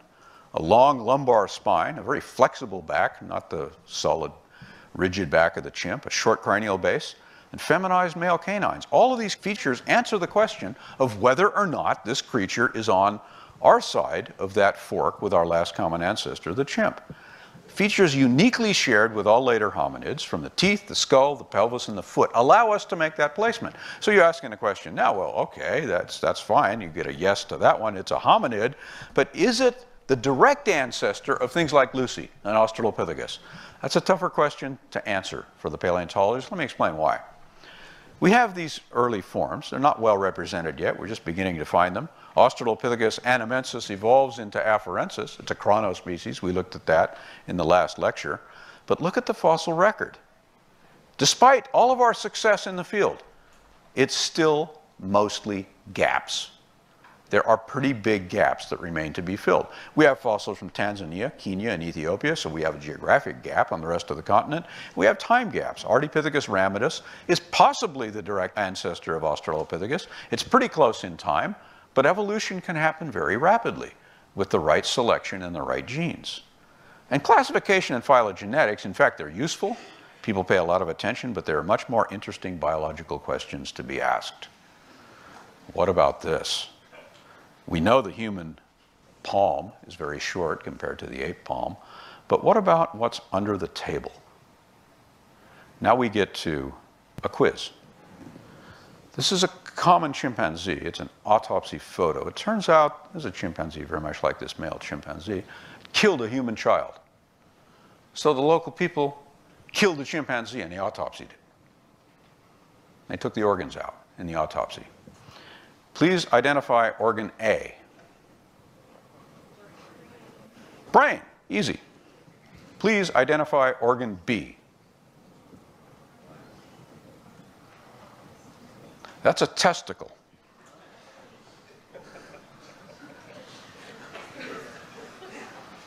Now, the problem is with the fossil record, testicles don't fossilize. They're soft tissue. It's a problem. but we kind of have a proxy in the canine tooth. You can see it in the animal up here. Male chimpanzees have these very long, projecting fang-like canines that sharpen as they come down across the lower dentition. Even females have this. This is called CP3, upper canine, lower P3, honing, sharpening. And these animals use these teeth in threat, bluff, and display, largely the male against male in chimpanzee society. Why are they fighting? What are they competing for? Estrus females. Females that can be impregnated. So these teeth can stand in as an indicator of the kind of social behavior going on. What about humans? Well, we see that humans compete for females, but we humans don't really know when the females are ovulating most of the time. There are all kinds of products developed to, help that, but it's kind of concealed from us. And what about Ardipithecus? Well, this is not Ardi. Ardi's a female. But fortunately, since we have those other individuals, we can take the largest male canine from the collection, and this is what it looks like. It's a tiny, short, blunt tooth, completely different from a chimpanzee. It's not functioning like a chimpanzee. What do we read from that? Well, we have to think as biologists, because these are systems under evolution. What we're talking about here is a creature that is at the beginning of bipedality. It's not a full adaptation like in Australopithecus. It doesn't have the honing canine. That may be a signal that the males in this species are not competing over estrus female. It may be a signal that this ovulatory crypsis is very deep in human evolution. It's a fundamental part of our biology. Maybe it started off way back then. Maybe it has something to do with bipedality. We can generate hypotheses, more fossils can test them. So Ardipithecus, a woodland hominid, not a savanna chimp. Not a link between modern apes and modern people, but it really reveals chimpanzee evolution. It shows how specialized these apes are. After all, they've been evolving for the same 7 million years since we split from them. Chimpanzee evolution in one trajectory, human in another.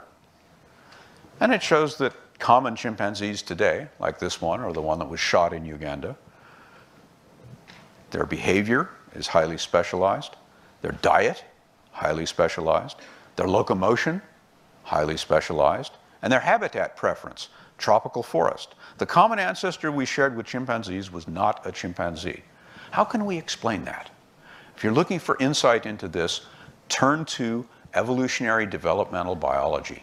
That's what Sean Carroll does. Professor Carroll's book, a good place to start. Endless Forms, Most Beautiful. Great quote from this book. Nature invents by teaching very old genes new tricks. That common ancestor had genes. We haven't found that common ancestor. We've gotten pretty close through Ardi. The Ardi species had genes. These genes, those old genes, learned different tricks in a sense. It's really not like that. It's natural selection operating on those genetic materials to, on the evolutionary endpoint, which is the chimpanzee, make a chimpanzee, and make a human a human. So, another book, same topic. It's called Your Inner Fish by Neil Shubin. Has a couple of great lines in there. The zoo in you. You are linked to the rest of the tree of life. The zoo in you. And why history makes us sick. What's he talking about? He's talking about, we don't like history class? No, he's talking about evolutionary history. What is it? Why, to come back to that question in the initial lecture, why is it that human medicine must be evolution-minded? Well, because evolutionary biology is the science that has proven to unify medicine. Humans all grow, and we all get sick, and we will all die in a world of other evolving organisms, other species lineages, parasites, bacteria. They will kill many of us, ultimately, so we better understand that. Our genetic diseases were forged through this evolutionary process. We'd better understand it. The biological variation within Homo sapiens, the reason that Abdullah looks different from me, that is a result of evolution. We better understand it. Human bodies, behaviors, and physiologies were shaped by evolution because humans evolved. And now we have all of this evidence that Darwin didn't have. But to move even beyond human health and disease, to move beyond medicine, this gives us a perspective on our existence on this planet. We have seen, just in terms of geographic range, over this 6 million year time period, we've moved with Ardipithecus, a woodland creature, barely bipedal, through Australopithecus that expanded its range all across Africa. A couple different species of it arose and then went extinct. It led to early Homo that expanded the range, expanded the geography of hominids beyond Africa, and then finally Homo sapiens, that is planetary. Fascinating, because what's happened just over the last little bit of geological time, over 2.6 million years ago, technology-driven niche expansion has happened. And what are the consequences? The consequences are real, and the consequences are fatal to creatures like that one. These are, of course, the extant apes. Very well adapted through natural selection to tropical forest environments that are being destroyed by Homo sapiens with chainsaws, not stone tools. That's interesting.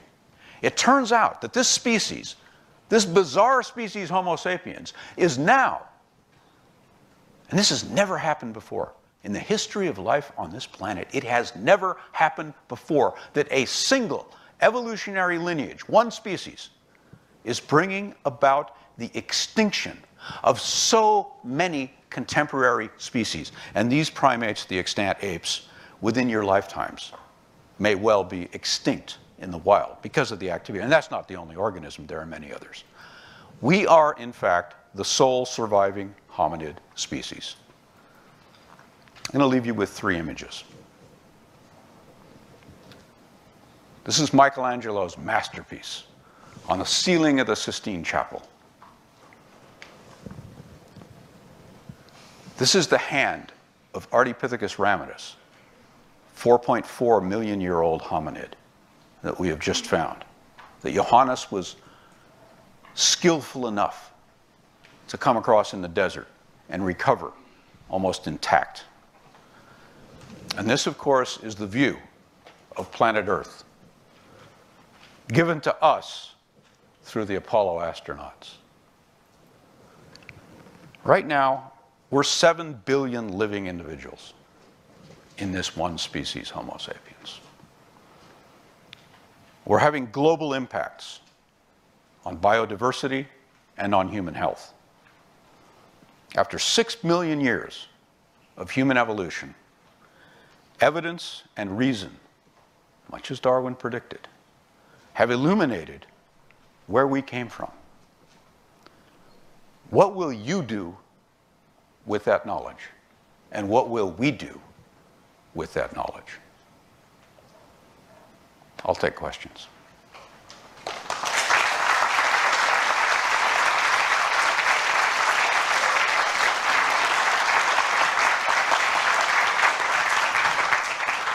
In the very back. When you go into locations and sites to dig, what are some of the procedures that you have to follow to get permission from the local governments and communities to dig there? Good question. The question is, when we go out to these places, what kind of permissions are needed? We need permission at the federal government level. So we go to the national government of Ethiopia. And then we go down to the local level, which is under the Afar administration. That's why the Afar man was in the photograph. He's the cultural representative. Okay. That should about do it for him. So, is evolution a lie after all that? Let me bring Jim back a bit and see if he's still talking to some kid. What does he have to say about that? Okay, Jim, take it away, buddy. I don't even think I've got it. Ah, there he goes. Go. All right, well, we're going to go ahead and get started here and discuss a little bit about how science kills atheism. I think the first thing we need to talk about is the fact that there is something rather than nothing. And that may not sound like a whole lot, but when you take into consideration what the theory of the Big Bang states, and that is at some point in the distant past that all time, space, and matter came into existence. Now they would say it was all compressed down into a singularity, and that singularity exploded. Well, it's still, you've got to deal with all time, space, and matter having a finite beginning in the distant past. This alone is a scientific statement that we were not aware of until the late 1950s. And again, that would be the expansion of the universe, all time, space, and matter having a beginning in time, the Big Bang, sort of say, background radiation. All right. What I do want to hear you say, Christian Hillbilly, is I want you to make your statement again about... Creation is true. Evolution is a lie straight from the pit of hell. Creation is true. Evolution is a lie straight from the pit of hell. Creation is true. Evolution is a lie straight from the pit of hell. Creation is true. Evolution is a lie straight from the pit of hell. This is the kind of stuff that Christian Hillbilly is trying to teach children. Okay, I think at this point, I'm going to open up the Hangout to see if there's anybody who would like to say anything about what we have been watching. Let me go and get that all set up right now. Okay, the Hangout is open, Discord is open. And actually, let me bring in the Hangout. There's no one in here right now, but we'll see if anybody arrives. I guess I should put the link somewhere.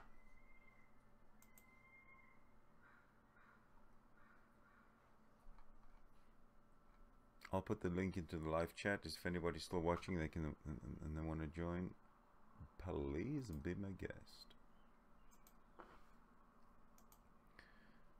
Here it comes. Okay, live chat, in it goes. Oops. There you go. Because it's the live chat, what I gotta do is, okay, open up the mic. If anybody comes in, then they'll be able to listen. This is only going to be about 5 minutes long. If nobody else comes in, of course, then I'll end it.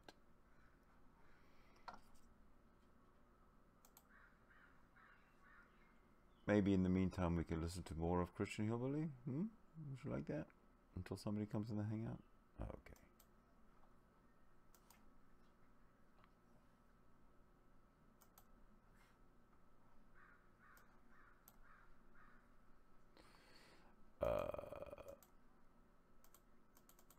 All right, well, we're going to go ahead. I think is an addition or subtraction of a single letter without causing...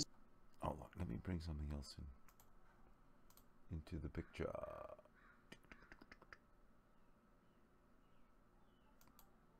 Yes.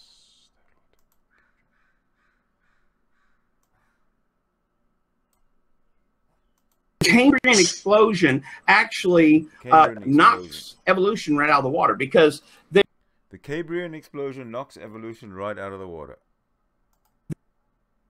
There's like what, mollusks and stuff?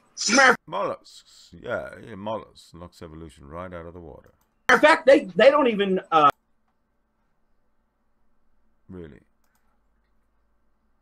They've got coral starting up right from boom, coral, nothing before it. Why is that? Because coral is a group, it's a whole life form of forms. So anyway, you got nothing and then boom, everything.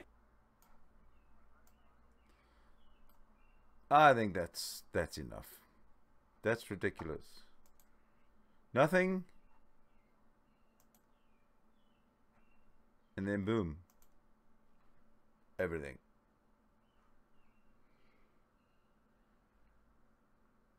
Well, it looks like the hangout might not happen. No one's come in, which is good, perhaps, because I'm going to have to end the hangout, end the broadcast.